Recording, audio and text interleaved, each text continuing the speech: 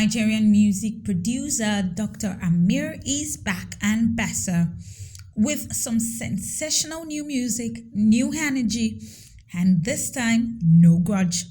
We have all the scoops right here on Up Close and Personal with Dr. Amir as he takes us through his musical background, works in progress, and his takes on artist music producer relationship.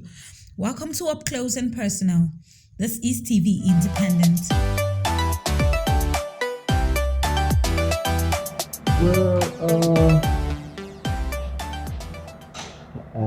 I would say, like every other musician, I've been doing it since I've been a kid, since I was very, very young.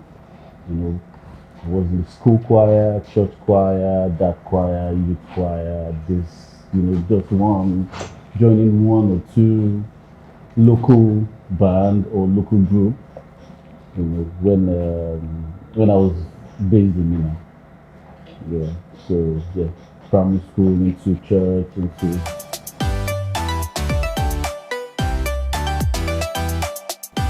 was there a transitioning? Not really. Like all the while, I would like I said earlier, I was in the church. I was like the music director in church. But outside of church, which is school and other social like gathering, I'm also present there. So meaning that I'm in the world and in the church at the same time. You get so and all that while I've been laying my hands on one or two music apps. Like back then, it's Fruity Loops for me. Fruity Loops is one of those apps that producers used to make beats. So it was that for me. So not professionally, but I could use it then. Then I put a boy band together. I produced like a demo for them. At that time, we called it True Friends. That was what we called it back then. But after, but after we made like a demo and I sent it to, Popular's brother was my choir then. Yeah, so I made a demo with my friends, gave it to the brother. If he could pass it on to his brother to just give us, a listen and all that. So he sent it to his brother. It was like a disc then back in the days. So he sent it to his brother over here in Lagos, and after Poppy heard it, was like, oh, he would like to meet the guys that made this tape, and that was how he invited us to the, and now came all the way from Mina to Lagos. This was like 2008. Yeah, all this was happening in 2008. So yeah, after we came over, we auditioned one here and there, and after that he gave us a record deal. That was how I left.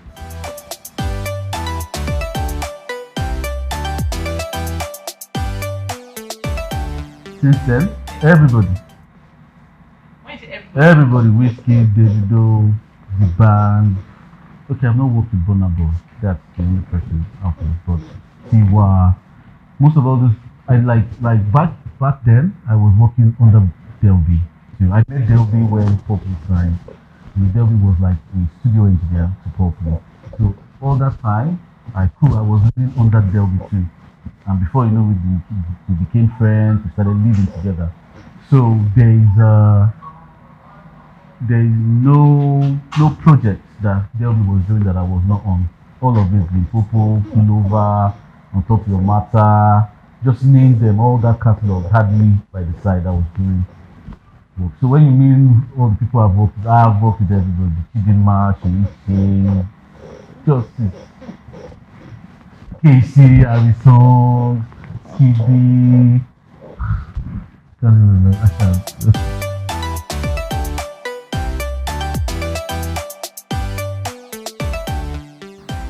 Have I blown? I'm not blown, no, please. I'm hoping this EP that I just released, and funny enough, it's like my first body of work ever in my career. So I'm excited at this point, you know what?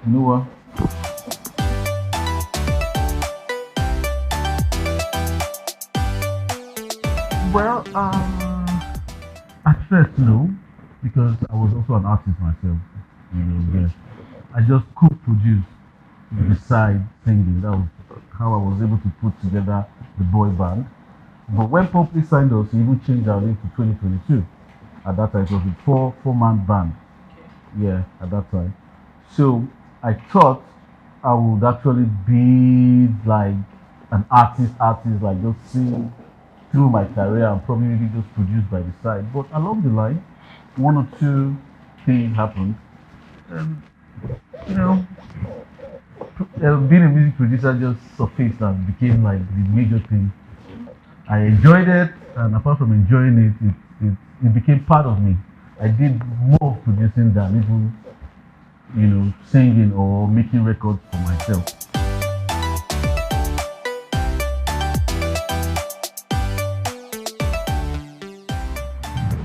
Well, if you've noticed, for a while I've really been out of the scene. That's as a result of one or two, and that one or two involved a lot of falling out with, you know, business partners and brothers and friends and whatever you call it. But yeah, we fell out, and according to there's this popular saying that Jay-Z made this statement that he made. He said, "When the family in a family feud, nobody wins."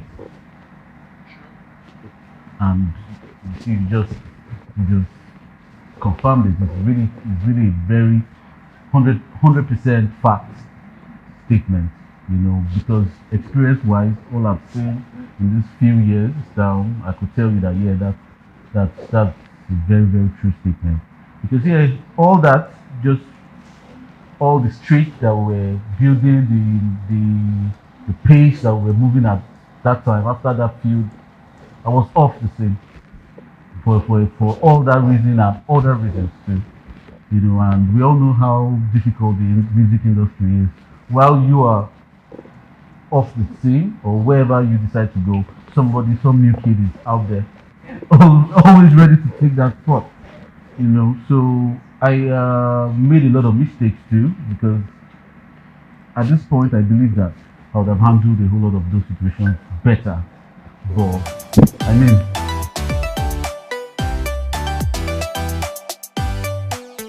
the relationship right now is everybody have learned. There's no way, except you don't want to grow or you don't want to get back on track. Because the most important thing to me is always getting back on track.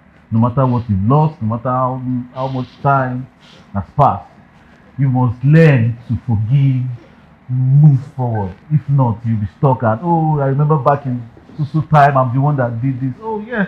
And funny enough, in this Gen Z era, a lot of them cannot even remember what you did 2 years ago. Talk more of trying to remind them of what you did 5 years ago. You understand what I'm saying? So, in order to be here today, there was a lot of talking through, forgetting all the fields and the misunderstanding and all of that.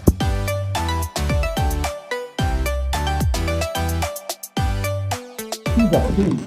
The Instagram era, the TikTok, that changed the phase of music. Yeah. So, as a producer, shout out to SAS actually. SAS is one person that, since I got back, is the one person that I looked up to and said, okay, you know what, this guy has been able to be consistent. Even in all of these fields here and there, he's had his too with his personal people. Like his major clients, he has had one or two falling apart. But here he is today. He's one of the biggest names in the country, even as a producer or a music actor, whatever you want to call it. He's one of the strongest. And how did he do it? He was like a template for me. Like, okay, you know what? Let me look up to this guy and see how he's been doing or how he's been able to keep this going and be this relevant. Yeah, he has his own tapes, his own mixtapes, not even as an artist, because you don't even back in the days when I was an artist, I used to think that the only way you can make a statement is when you're an artist, like you're the one singing. So I used to see production as something, by the way, something to keep me going while I'm pursuing that dream. But after all of these years, just now I own my own record company, and all of that. It just dawned on me that you can be anything you want to be without even being the guy that wears the gold chain, come and scream ladies here and there. No, we can. It's the game has changed. Anybody can be anything. There are a lot of records out there that you don't even hear a single voice on. It's just beats or especially all these songs like Focus, for instance. You know that Focus. There's no vocal on that beat, and that's gone everywhere in the world. That is everywhere. So things like that inspire me to be who I am now. So when you mean art, I'm not an artist. Yes. In fact, I don't even envy being an artist anymore. It's not an easy job. If you go into the details of what makes an artist, my dear, oh God.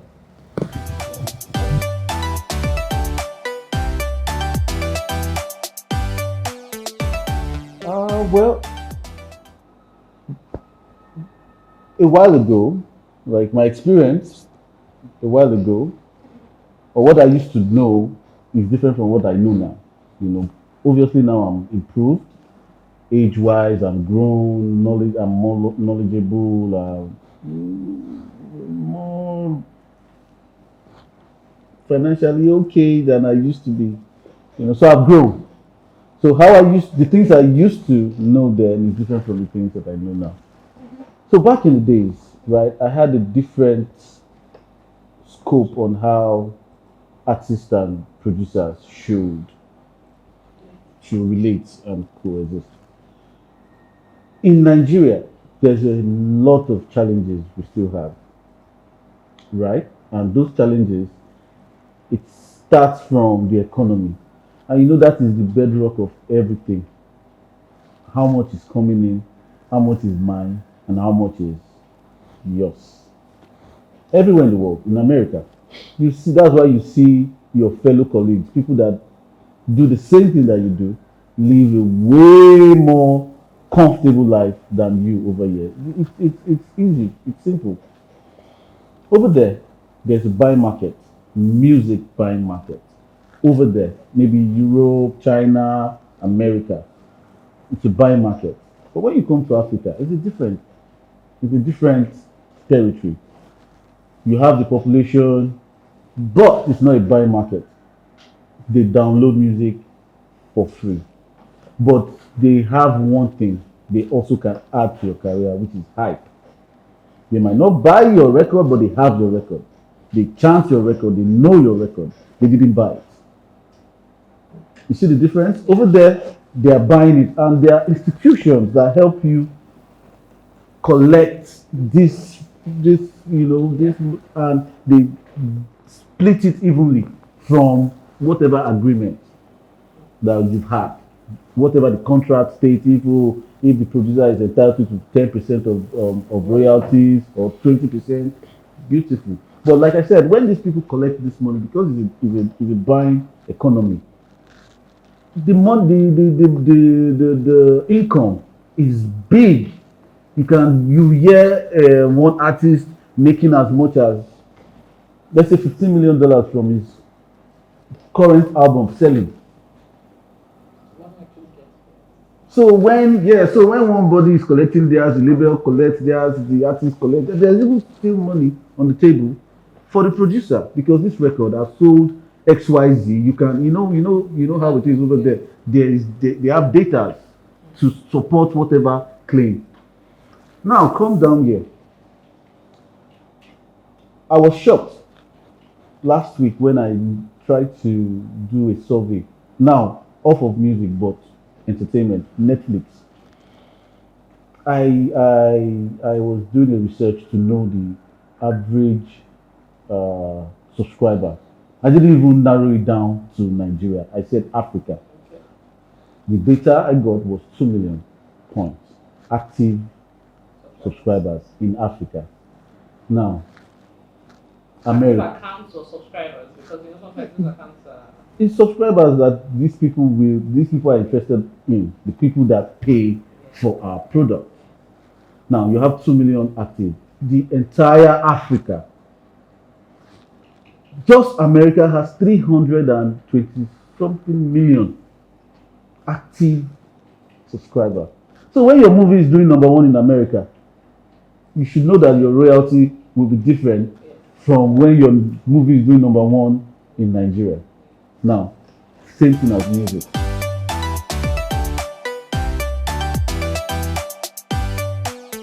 I will be okay. Let me make this very conspicuous. I have this hunger I'm trying to quench. Now, if not myself, I'm hungry to be the person that will discover like the next big thing in this Afrobeat space. Let's say other than Whiskey, Burna, and Davido. Like that guy. You get what I'm saying? You And have to take a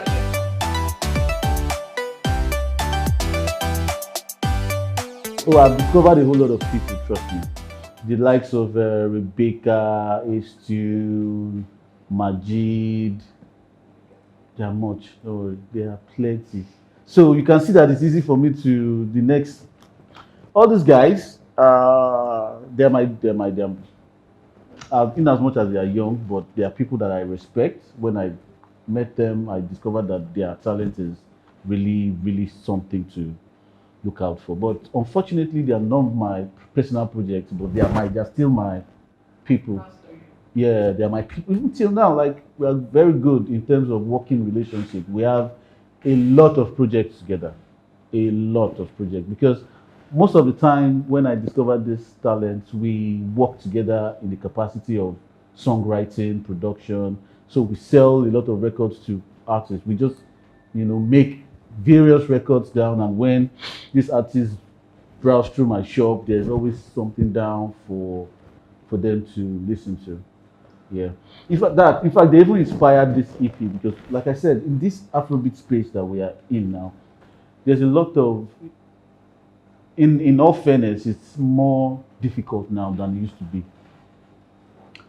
It takes a whole lot of capital, finance to be a proper musician right now. It's not a cheap venture to go into. You get so like having all of that in mind. I'm like, okay, you know what? In all my careers, I have a lot of big names in my catalog. In fact, big names that even beyond Nigeria, Harmonize, Daju, MT, Nasty C, you know. And in all of this, what's missing is this young guy that I'd say, okay, this is my artist. Okay, in the absence of having that, what happens to the rest that find it difficult to go into the studio, to sit down with either a big producer to, come out with a meaningful track? It's in this era, it's really difficult to do that. So, making this EP, I deliberately decided to make something for these people, whether Gen Z, whether 80s kid, everybody, anybody, as long as you're an artist and you like to vibe, my EP is out there for you. Like I said, I have 3 readings, 2 just instrumentals for you to do whatever you want to do with it. They are free, but not royalty free.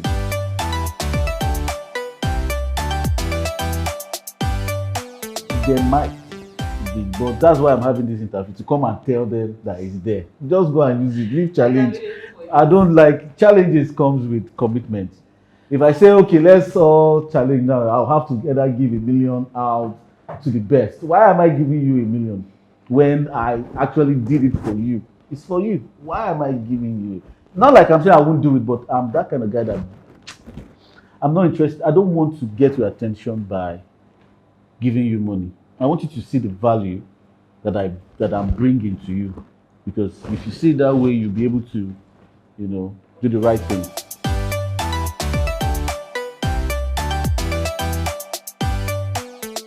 I'm not married. A single ascension. I'm not married. You said I'm not married. Yes, I'm not married. So what Yes. happened? The rest is the rest is to the glory of God. Are you involved in a dangerous affair? Yes, so.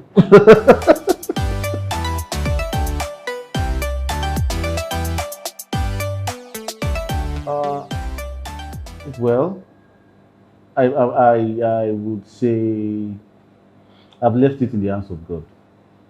if I meet before or after, because yeah, it's everybody's dream to meet your special person before you get to the pinnacle of your career. Because we all believe, or we have that mindset that when whoever you meet when you're already big, they're only there with you because of what you achieve. Nobody wants that. But if it comes like that, who am I to?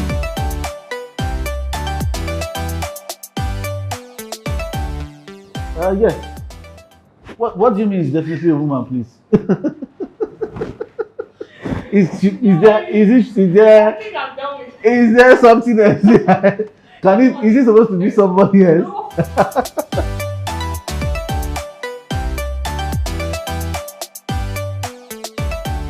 Oh yes, I think I have a couple of. I have a couple of, yeah. But for Harry, yes, he has an album coming out, and I think I made like 2 or 3 tracks of that in that album. Yeah, it's coming out soon. He titled it "God Amongst Men." Yeah, made some tracks in that album. Then for Casey, we are actually in talks to go back to studio to make 1 or 2. In his words, he said, "Bygones be bygones," and I'm like, "Who am I?" Yes, bygones. So we're all cool now. So